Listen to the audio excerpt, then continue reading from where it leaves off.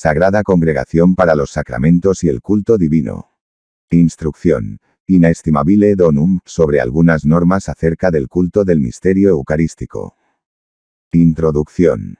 El don inestimable de la Santísima Eucaristía ha sido nuevamente objeto de consideración del Santo Padre Juan Pablo II en la carta dirigida a los obispos y, por medio de ellos, a los sacerdotes, el 24 de febrero de 1980.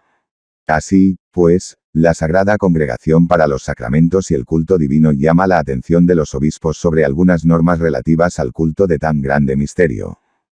Estas indicaciones no son una síntesis que sustituya cuanto la Santa Sede ha dicho ya en los documentos relativos a la Eucaristía, promulgados después del Concilio Vaticano II y vigentes aún, especialmente en el Missale Romanum, 1, en el ritual de Sacra Communione et de Culto Mysterii Eucharistici Extra Missam, 2, en las Instrucciones Eucharisticum Mysterium, 3, Memoriale Domini, 4, y Mensae Caritatis, 5, Liturgicae Instaurationis, 6. Esta sagrada congregación constata con gozo los frutos numerosos y positivos de la reforma litúrgica, participación más activa y consciente de los fieles en los misterios litúrgicos, enriquecimiento doctrinal y catequético mediante el uso de la lengua vernácula, abundancia de las lecturas bíblicas, crecimiento del sentido comunitario de la vida litúrgica, esfuerzos logrados por colmar la distancia entre vida y culto, entre piedad litúrgica y piedad personal, entre liturgia y piedad popular. No obstante, estos aspectos positivos y alentadores no pueden esconder la preocupación con que se observan los más variados y frecuentes abusos que son señalados desde las diversas partes del mundo católico, confusión de las funciones, especialmente por lo que se refiere al ministerio sacerdotal y a la función de los seglares, recitación indiscriminada y común de la plegaria eucarística, homilías hechas por seglares que distribuyen la comunión mientras los sacerdotes se eximen, creciente pérdida del sentido de lo sagrado, abandono de los ornamentos. Eucaristías celebradas fuera de las iglesias sin verdadera necesidad, falta de reverencia y respeto al Santísimo Sacramento, etc., desconocimiento del carácter eclesial de la liturgia, uso de textos privados, proliferación de plegarias eucarísticas no aprobadas, instrumentalización de los textos litúrgicos para finalidades sociopolíticas. En estos casos nos hallamos ante una verdadera falsificación de la liturgia católica, incurre en falsedad el que, de parte de la Iglesia, ofrece a Dios un culto contrario a la forma que, con autoridad divina, la Iglesia misma ha instituido y continúa observando. 7. Ahora bien, todo esto no puede dar buenos frutos. Las consecuencias son, y no pueden menos de serlo, la resquebradura de la unidad de fe y de culto en la Iglesia, la inseguridad doctrinal, el escándalo y la perplejidad del pueblo de Dios, y casi inevitablemente las reacciones violentas. Los fieles tienen derecho a una liturgia verdadera que es tal cuando es la deseada y establecida por la Iglesia, la cual ha previsto también las eventuales posibilidades de adaptación, requeridas por exigencias pastorales en los distintos lugares o por los distintos grupos de personas. Experiencias, cambios, creatividad indebidos desorientan a los fieles. Además, el uso de textos no autorizados hace que venga a faltar el nexo necesario entre la lex orandi y la lex credendi. A este respecto hay que recordar la advertencia del Concilio Vaticano II, nadie, aunque sea sacerdote, añada, quite o cambie cosa alguna por iniciativa propia en la liturgia. 8. Pablo VI ha recordado que, quien se aprovecha de la reforma para darse a experiencias arbitrarias, dispersa energías y ofende el sentido eclesial. 9. A. La Santa Misa. 1. Las dos partes de que consta la misa, a saber, la liturgia de la palabra y la eucarística, están tan íntimamente unidas, que constituyen un solo acto de culto. 10. No debemos acercarnos a la mesa del pan del Señor, sin antes habernos detenido en la mesa de su palabra. 11. Es pues máxima la importancia de la Sagrada Escritura en la celebración de la misa. Consiguientemente, no se puede pasar por alto cuanto la Iglesia ha establecido para que, la lectura de la Sagrada Escritura sea más abundante, más variada, más selecta en las celebraciones sagradas. 12. Obsérvense las normas establecidas en el leccionario, bien sea en cuanto al número de lecturas, bien sea en cuanto a las indicaciones relativas a circunstancias especiales. Sería un grave abuso sustituir la palabra de Dios por la palabra del hombre, sea quien sea. 13. 2. La lectura de la perícopa evangélica está reservada al ministro sagrado, es decir, al diácono o al sacerdote. Las demás lecturas, cuando es posible, sean confiadas a un lector o a otros seglares preparados espiritual y técnicamente. A la primera lectura sigue un salmo responsorial, que forma parte integrante de la liturgia de la palabra 14. 3. La homilía tiene la finalidad de explicar a los fieles la palabra de Dios proclamada en las lecturas y actualizar su mensaje. La homilía corresponde por lo tanto al sacerdote o al diácono. 15. 4. La proclamación de la plegaria eucarística que, por su naturaleza, es como el culmen de toda la celebración, está reservada al sacerdote, en virtud de su ordenación. Por tanto, es un abuso hacer decir algunas partes de la plegaria eucarística al diácono, a un ministro inferior o a los fieles. 16. La asamblea, sin embargo, no permanece pasiva e inerte, se une al sacerdote con la fe y el silencio, y manifiesta su adhesión a través de las diversas intervenciones previstas en el desarrollo de la plegaria eucarística, las respuestas al diálogo del prefacio, el Sanctus, la aclamación después de la consagración y el amén final, después del peripsum, que también está reservado al sacerdote. Este amén en particular debería resaltarse con el canto, dado que es el más importante de toda la misa. 5. Úsense únicamente las plegarias eucarísticas incluidas en el misal romano o legítimamente admitidas por la sede apostólica, según las modalidades y límites por ella establecidos. Es un gravísimo abuso modificar las plegarias eucarísticas aprobadas por la Iglesia o adoptar otras compuestas privadamente. 6. Recuérdese que durante la plegaria eucarística no se deben recitar oraciones o ejecutar cantos. 17. Al proclamar la plegaria eucarística, el sacerdote pronuncie claramente el texto, de manera que facilite a los fieles la comprensión y favorezca la formación de una verdadera asamblea, compenetrada toda ella en la celebración del memorial del Señor. 7. La concelebración. Restaurada en la liturgia de Occidente, la concelebración expresa de un modo privilegiado la unidad del sacerdocio.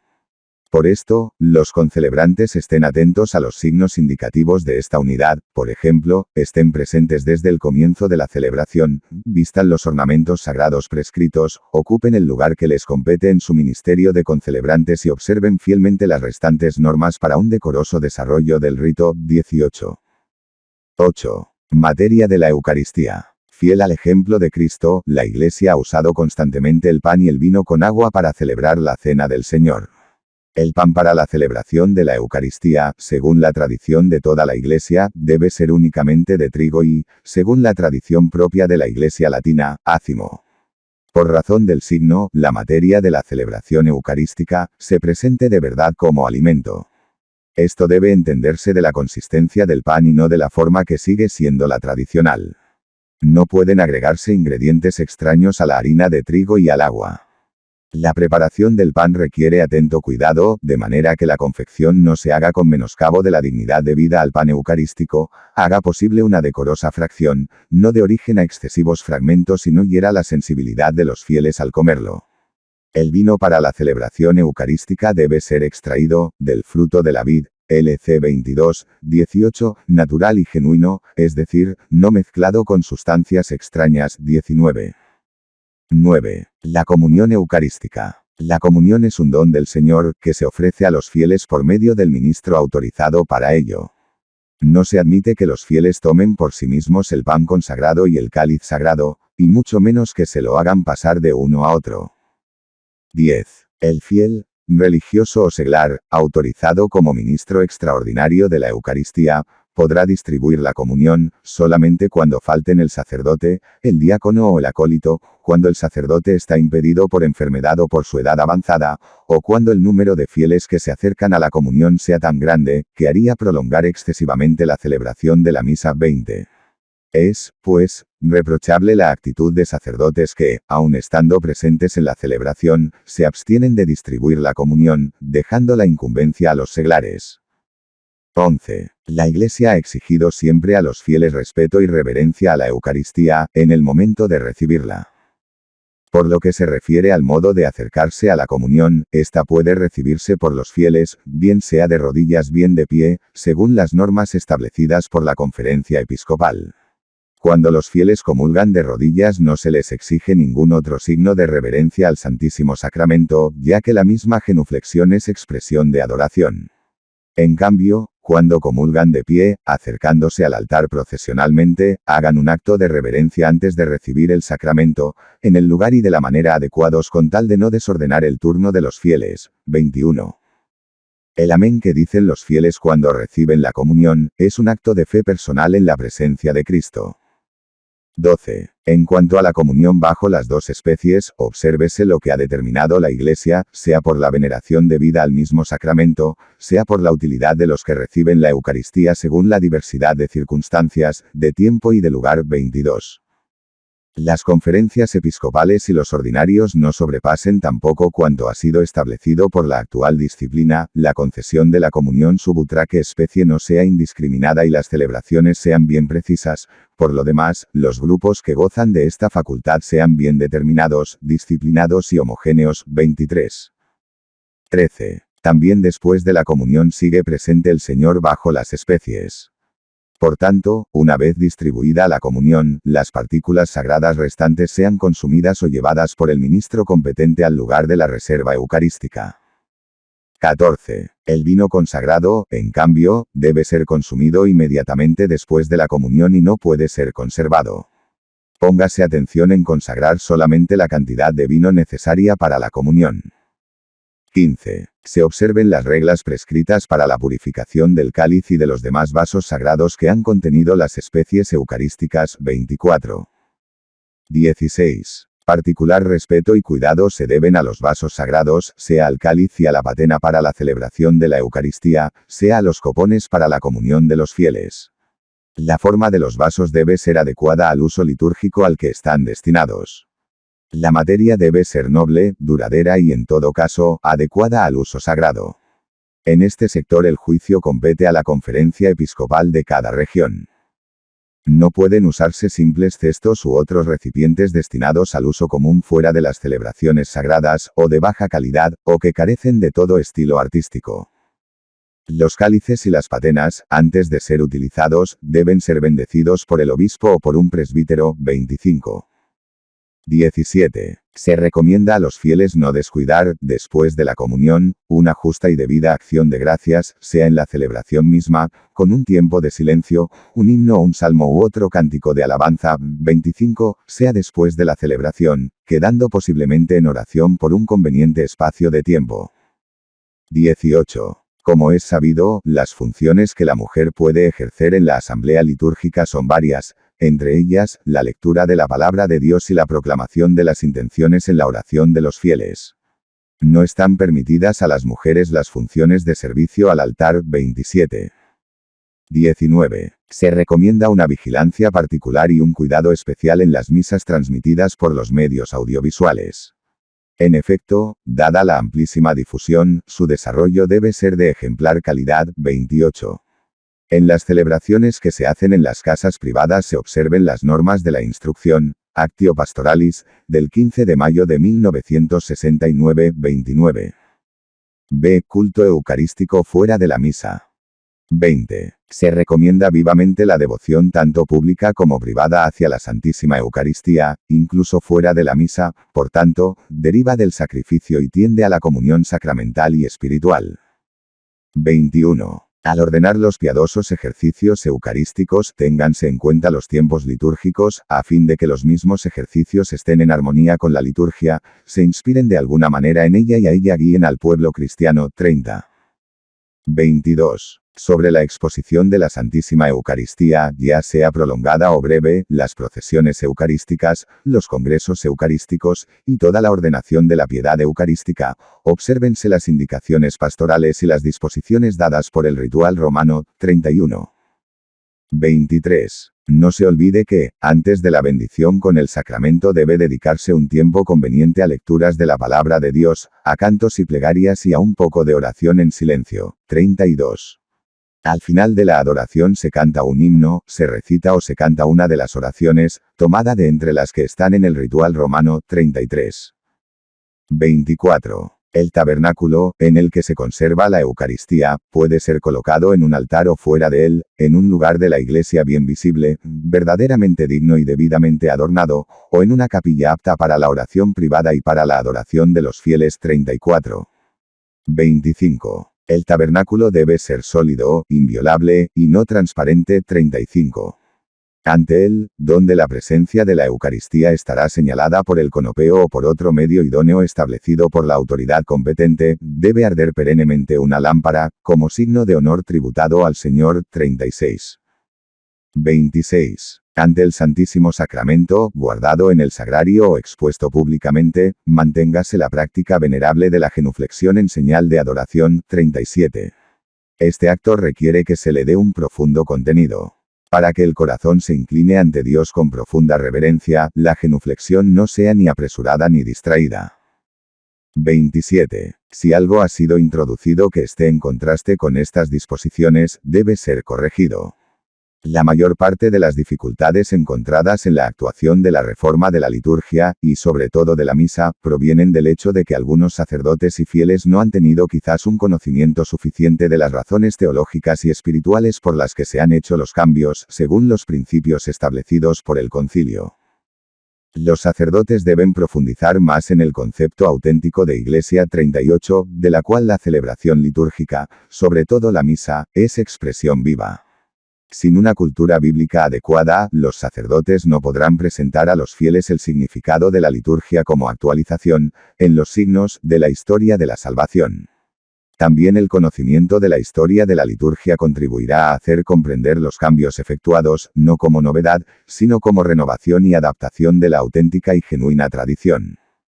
La liturgia exige además un gran equilibrio porque, como dice la Constitución Sacrosanctum Concilium, ella contribuye en sumo grado a que los fieles expresen en su vida y manifiesten a los demás el misterio de Cristo y la naturaleza auténtica de la verdadera Iglesia. Es característico de la Iglesia ser, a la vez, humana y divina, visible y dotada de elementos invisibles, entrega. Da a la acción y dada a la contemplación, presente en el mundo y, sin embargo, peregrina, y todo esto de suerte que en ella lo humano esté ordenado y subordinado a lo divino, lo visible a lo invisible, la acción a la contemplación, y lo presente a la ciudad futura que buscamos. 39. Sin este equilibrio se desvirtúa el verdadero rostro de la liturgia cristiana. Para lograr más fácilmente estos ideales será necesario fomentar la formación litúrgica en los seminarios y en las facultades. 40, y la participación de los sacerdotes en cursos, reuniones, encuentros o semanas litúrgicas, en los que el estudio y la reflexión sean válidamente completados con celebraciones ejemplares.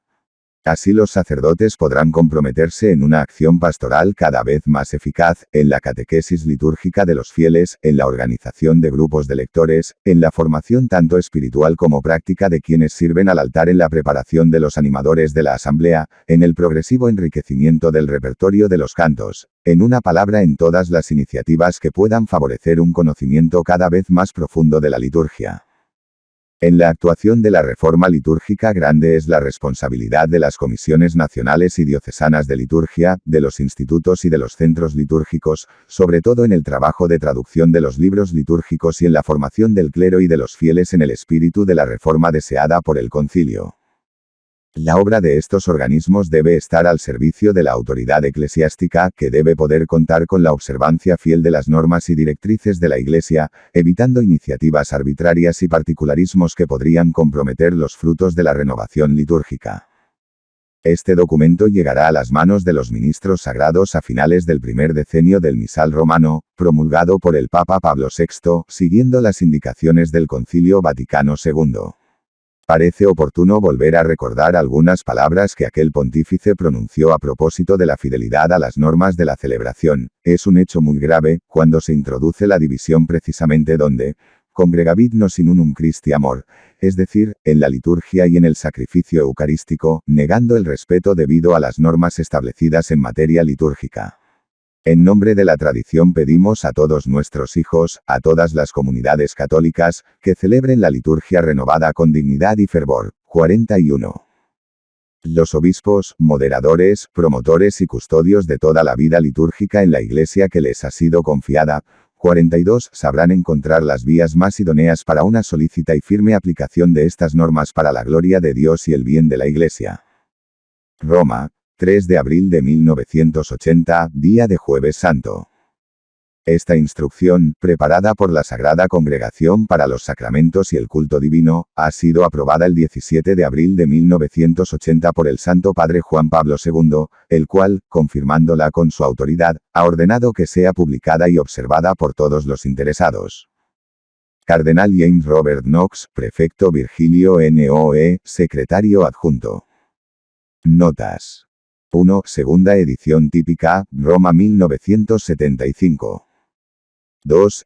Típica, Roma 1973. 3. S. con Gr. De ritos, 25 de mayo de 1967, AAS 59, 1967, 539, 573. 4. S. con Gr. Para el culto divino, 29 de mayo de 1969, AAS 61, 1969, 541, 545. 5. S. con Gr. Para la disciplina de los sacramentos, 29 de enero de 1973, AAS 65, 1973, 264, 271. 6. S. con Gr. Para el culto divino, 5 de septiembre de 1970, AAS 62, 1970, 692, 704. 7. S. Tomás, STH, 22, Q. 93, A. 1. 8. Conc. Bat. 2. Const. Sobre la S. Liturgia, Sacrosanctum Concilium, 22, par. 3. 9. Pablo VI, alocución del 22 de agosto de 1973, L'Osservatore Romano, 23 de agosto de 1973. 10. Conc. Bat. 2. Const. Sobre la S. Liturgia, Sacrosanctum Concilium, 56. 11. Cf. Ib. 56, cf. También Conc. Bat. 2. Const. DOGM. Sobre la Divina Revelación, Dei Verbum, 21. 12. Conc. Bat. 2. Const. Sobre la S. Liturgia, Sacrosanctum Concilium, 35, par. 1. 13. Cf. S. con Gr. Para el culto divino, INSTR. LL Turgicae Instauraciones, 2, A. 14. Cf. Institutio Generalis Missalis Romani, 36. 15. Cf. S. con Gr. Para el culto divino, INSTR. Liturgicae Instauraciones, 2, A. 16. Cf. S. con Gr. Para el culto divino, Carta Circular Eucharistiae Participationem, 27 de abril de 1973, AAS 65, 1973, 340, 347, 8, INSTR. Liturgicae LN Instauraciones, 4. 17. Cf. Institutio Generalis Missalis Romani 1218, cf. Ib. 156.161.163. 19. Cf. Ib. 281, 284, S. con Gr. Para el culto divino, INSTR. Liturgicae Instauraciones, 5, Notitiae 6, 197037. 20. Cf. S. con Gr. Para la disciplina de los sacramentos, INSTR. Immensae Caritatis, 1. 21. S. con Gr. De ritos, INSTR. Eucharisticum Mysterium 34. Cf. Institutio Generalis Missalis Romani, 244, 246, D, 247b. 22. Cf. Institutio Generalis Missalis Romani, 241, 242. 23. Cf. Ib. 242 al final. 24. Cf. Ib. 238. 25. Cf. Instituto Generalis Missalis Romani, 288.289.292.295, S. con Gr. Para el culto divino, INSTR. Liturgicae Instauraciones, 8, Pontificale Romanum, Ordo Dedicationis Ecclesiae et Altaris, Pac. 125, número 3. 26, cf. Instituto Generalis Missalis Romani, 56, J. 27, cf. S. Con gr. Para el culto divino, INSTR. Liturgicae Instauraciones, 7. 28, cf. Cong. Bat. 2, const. Sobre la S. Liturgia, Sacrosanctum Concilium, 20. Pontificia Comisión para las Comunicaciones Sociales, INSTR. Comunio et Progressio, 23 de marzo de 1971, AAS 63-1971-593-656, número 151. 29 AAS 61-1969-806-811. 30 CF. Rituale Romanum de Sacra Communione de Culto Mysterii Eucharistici Extra Missam, 79-80. 31 CF. IB. 82-112. 32 IB. 89. 33 CF. IB. 97. 34 CF. Institutio Generalis Missalis Romani, 276. 35 CF. Rituale Romanum de Sacra Communione de Cultum Mysterii Eucharistici Extra Missam, 10. 36 CF. S. Con gr. De ritos, INSTR. Eucharisticum Mysterium, 57. 37 CF. Rituale Romanum de Sacra Communione de Cultum Mysterii Eucharistici Extra Missam, 84. 38 CF. Cong. Bat. 2. Const. DOGM sobre la Iglesia, Lumen Gentium. 39 Cong. Bat. 2. Const. Sobre la S. Liturgia, Sacrosanctum Concilium, 2. 40 CF. S. Con gr. Para la Educación Católica, INSTR. De Institutione Liturgica in Seminaris, in Ecclesiasticam Futurorum Sacerdotum Formationem, 3 de junio de 1979. 41. Alocución consistorial del 24 de mayo de 1976, AAS 68-1976-374. 42 Cong. Bat. 2, DECR. Christus Dominus, 15.